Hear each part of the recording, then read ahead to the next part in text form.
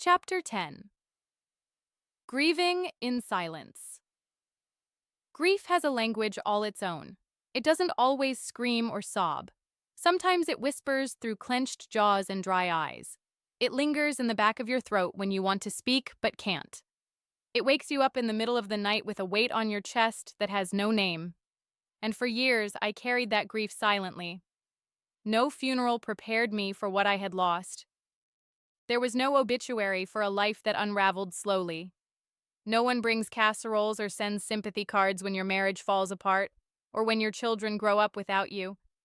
There are no scheduled services for the version of yourself you buried just to survive. So, I mourned alone. I grieved the woman I thought I'd be by now. The mother who never missed a play or a parent-teacher conference.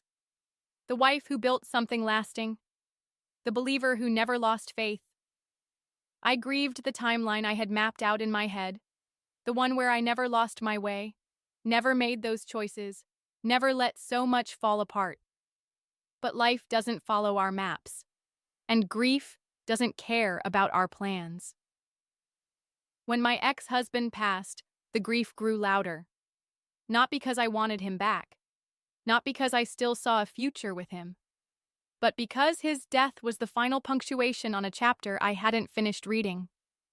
There would be no more conversations, no opportunity for closure, no chance to look him in the eye and say, "I'm sorry," or "thank you," or even just, "I'm okay now."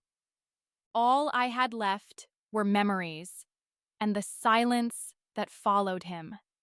It was a silence that no one else understood. To the world, he was my ex. To me, he was a man who had known every version of me, before the breakdown, before the betrayal, before the years of wandering. He was part of my beginning. And whether our ending was fractured or not, his presence had been a constant thread in my story. Until suddenly, it wasn't. I didn't talk about it much. People didn't know how to respond. Some thought I had no right to grieve. Others were uncomfortable with the depth of my sadness for a man I was no longer married to. So I kept it to myself. I mourned in the car, in bathroom stalls, in the shower with the water running so no one would hear. I mourned in whispered prayers and unsent letters. I mourned in the ache of what could have been, not because I wanted to go back, but because I wanted to do better.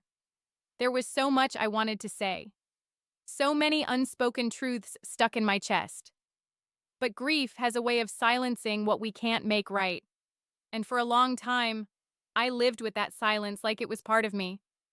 Some days I told myself I didn't deserve to grieve him, that my choices had forfeited my right to mourn. But pain doesn't work like that. Love, real love, doesn't disappear just because circumstances change. It lingers, transforms, settles in different places. It becomes part of the fabric of who you are. He may not have been my husband anymore, but he was still a piece of my story. And losing him broke something open in me I didn't know was still fragile. It made me question everything. Again. Had I said enough? Did he know how much I appreciated his kindness, even when I didn't deserve it? Did he carry peace? Or did he leave this world with some of the same questions I carried in my own heart? I'll never know. And that, too, became something I had to grieve. But over time, I stopped trying to silence the sadness. I let it come. I let it wash over me.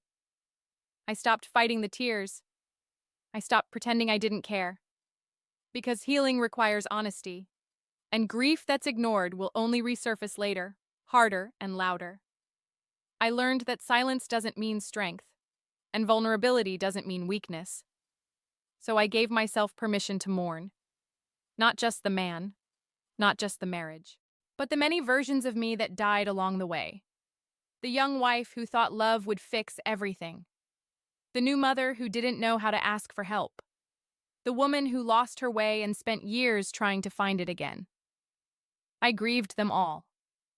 And somewhere in that grief, I began to heal. Because when you finally let yourself feel the weight of everything you've carried, you start to realize you don't have to carry it alone.